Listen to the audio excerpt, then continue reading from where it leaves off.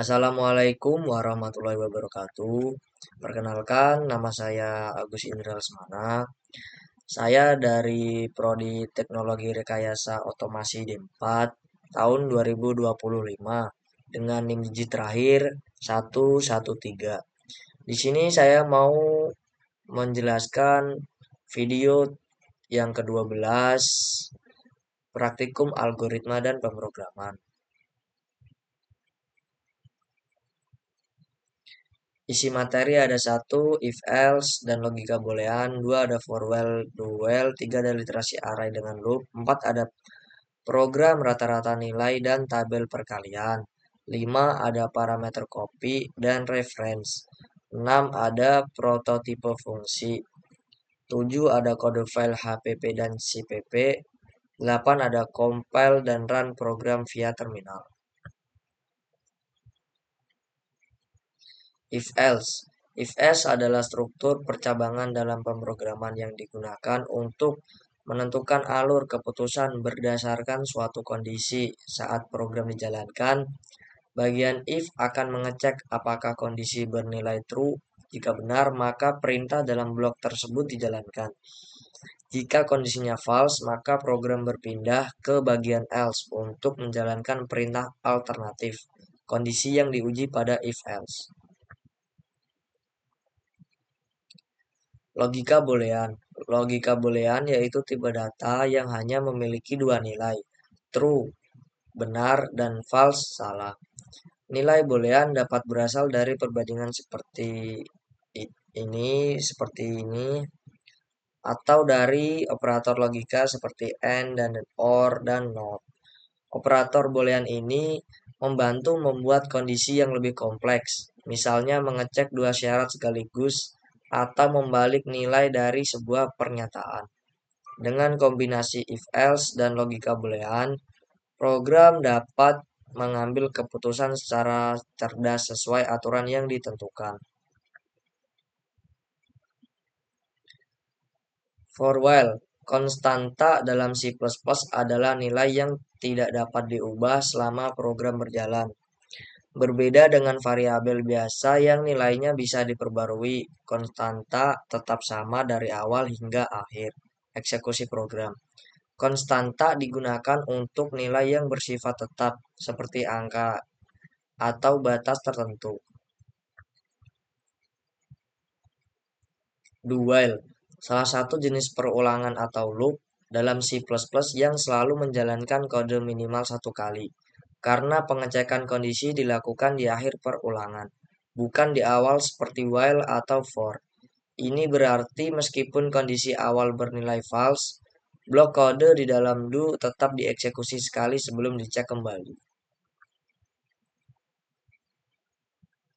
Literasi array loop. Proses membaca, menampilkan, atau memproses setiap elemen di dalam array menggunakan struktur perulangan. Karena array berisi banyak data yang disimpan berurutan di dalam indeks, loop seperti for, while, atau do while sangat cocok untuk mengakses elemen tersebut satu persatu. Dengan loop, kita dapat melakukan operasi berulang seperti menjumlahkan isi array, mencari nilai tertentu, atau menampilkan semua elemen tanpa harus menuliskan kode berulang secara manual. Penggunaan loop membuat pengolahan array menjadi lebih efisien, terstruktur, dan mudah dikelola, terutama saat jumlah elemen array banyak atau tidak diketahui secara pasti. Rata-rata nilai. Program yang digunakan untuk menghitung nilai rata-rata dari beberapa data angka yang dimasukkan pengguna. Program biasanya dimulai dengan meminta jumlah nilai yang akan dihitung. Lalu pengguna memasukkan nilai satu persatu. Setiap nilai disimpan baik dalam variabel, array, atau vektor. Kemudian program menjumlahkan semua nilai tersebut. Setelah proses penjumlahan selesai, hasil total dibagi dengan jumlah data sehingga menghasilkan nilai rata-rata. Program seperti ini melatih konsep dasar perulangan, input pengguna, penyimpanan data menggunakan array atau vektor, serta operasi matematika sederhana. Tabel perkalian. program yang digunakan untuk menampilkan hasil perkalian dari suatu bilangan secara berurutan dalam bentuk tabel. Program ini biasanya menggunakan loop for untuk melakukan perulangan dari angka awal hingga akhir. Kemudian pada setiap literasi, program mengalihkan angka tersebut dengan bilangan yang ingin dibuatkan tabelnya. Prinsip kerja program ini adalah melakukan operasi matematika sederhana secara berulang, lalu menampilkan hasilnya dalam layar secara terstruktur. Parameter copy, disebut juga pass-by value, adalah mekanisme pengiriman nilai ke dalam sebuah fungsi di mana data yang dikirim disalin ke variabel parameter di dalam fungsi. Artinya, fungsi menerima salinan dari nilai aslinya, bukan data asli itu sendiri. Karena yang diterima hanya salinan, maka perubahan yang dilakukan di dalam fungsi tidak akan mempengaruhi variabel asli yang ada di luar fungsi. Cara ini aman digunakan ketika fungsi hanya perlu menggunakan nilai tanpa perlu mengubah data aslinya. Parameter reference. Pass-by reference mengirimkan alamat variabel asli ke fungsi, sehingga perubahan yang dilakukan di dalam fungsi langsung mempengaruhi data asli tersebut. Teknik ini berguna ketika program membutuhkan fungsi yang benar-benar memodifikasi nilai variabel di luar fungsi, seperti proses update data atau pertukaran nilai atau swap. Prototipe fungsi, deklarasi awal yang memberitahu kompiler tentang nama fungsi, tipe return, dan parameter yang akan digunakan sebelum fungsi dipanggil. Prototipe biasanya diletakkan di bagian atas program agar fungsi bisa dipanggil dari mana saja, meskipun implementasinya berada di bawah main. Dengan adanya prototipe, kompiler dapat memastikan bahwa pemanggilan fungsi cocok dengan daftar parameter dan tipe return yang benar.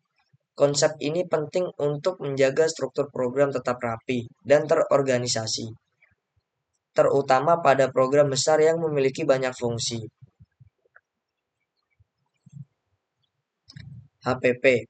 Dalam pemrograman C++, file HPP atau header digunakan untuk menyimpan deklarasi seperti prototipe fungsi, kelas, konstan, atau definisi tipe. CPP. CPP digunakan untuk implementasi dari fungsi dan logika program yang sebenarnya. Pemisahan ini membuat proyek besar lebih mudah diorganisasi, karena antar bagian tidak bercampur menjadi satu file besar yang sulit dibaca. Header file biasanya hanya berisi deklarasi, bukan kode eksekusi, dan di-include ke dalam file. Compile via terminal. Proses mengubah kode sumber file CPP menjadi program executable yang dapat dijalankan oleh komputer. Proses ini dilakukan menggunakan compiler seperti G++ yang tersedia di Linux, macOS, dan Windows. Melalui MinGW atau WSL. Pertama, pengguna menggunakan terminal dan masuk ke folder tempat file. C++ disimpan menggunakan perintah seperti cd. Run via terminal. Proses mengeksekusi file hasil kompilasi agar program tersebut dapat berjalan dan menampilkan outputnya. Setelah file executable berhasil dibuat, pengguna cukup mengetik program pada Linux atau Mac atau program X pada Windows untuk menjalankannya. Saat program dieksekusi, terminal akan langsung menampilkan output, meminta input dari pengguna bila diperlukan, dan menampilkan hasil proses sesuai logika yang dituliskan dalam kode sumber. Kesimpulan, pemrograman C++ memiliki berbagai konsep dasar yang bekerja bersama untuk membangun program yang terstruktur dan efisien. Mulai dari perulangan seperti do while, konsep array, dan pengolahannya. Pengguna fungsi dengan parameter copy maupun reference, hingga pemisahan kode ke file HPP dan CPP, semuanya membantu programmer menulis kode yang rapi, modular, dan mudah dikelola. Proses compile dan run melalui terminal juga merupakan langkah penting untuk mengubah kode menjadi program yang dapat dijalankan. Secara keseluruhan, materi-materi ini membentuk fondasi yang kuat agar seorang dapat memahami alur program, mengelola data, serta membuat aplikasi sederhana hingga kompleks dengan lebih terstruktur. Oke, selanjutnya kita langsung saja ke dalam programnya.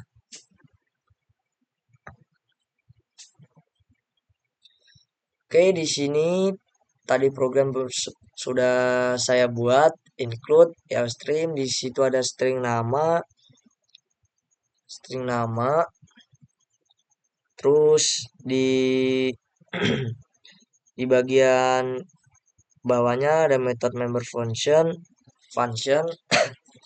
void tampilkan info, code nama, ada di situ ada di sini ada N1, code umur tahun N1, in mind ada membuat objek dari kelas mahasiswa M1 objek pertama, terus mahasiswa M2 di objek kedua,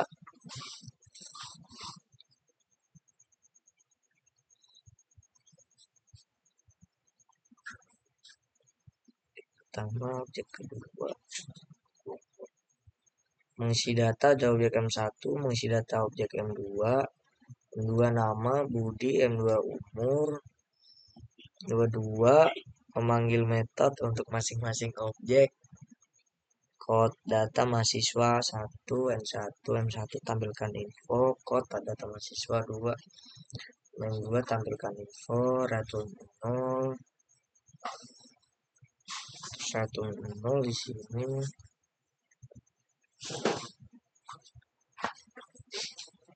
Tampilkan info. Oke, di sini kita run. Dan mahasiswa 1 nama Andi, terus umur 20 tahun, terus data mahasiswa 2, di situ ada Budi, umur 22 tahun. Terus di bagian sini ada kelas mahasiswa publik, atribut data, member, string nama, itu in umur, method member function, disuruh nampilkan nama seperti tadi, nama N1, nama N, umur, sama di sini, terus membuat objek dari kelas mahasiswa, objek pertama, objek kedua, mengisi data objek M1 sama. Di sini ada mengisi data objek M2, nama di itu kelas mahasiswa. Mungkin cukup sekian yang bisa saya jelaskan dari video tugas 12. Saya Agus Indra Semana, memohon maaf sebesar-besarnya jika ada salah kata atau penjelasan yang kurang jelas. Mohon dimaafkan. Sekian dari saya. Wassalamualaikum warahmatullahi wabarakatuh.